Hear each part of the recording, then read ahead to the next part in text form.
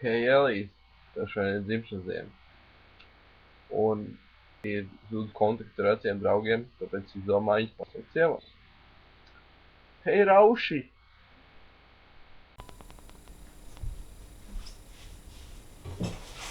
Mēs?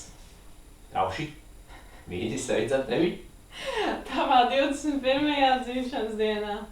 Lai tev viss izdodas, Elīze. Bērns saka čau!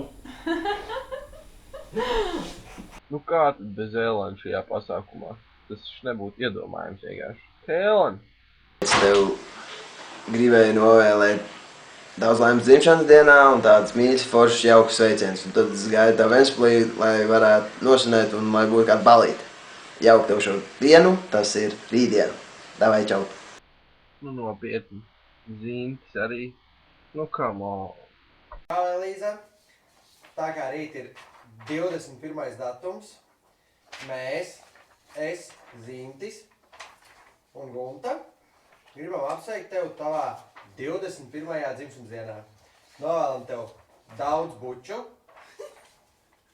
daudz naudas, nu un, protams, ka arī veselību.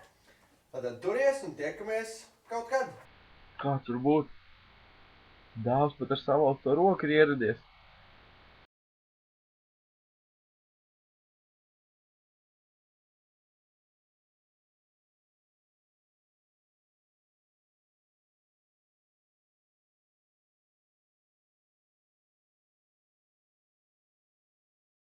Kas par čalīti ir?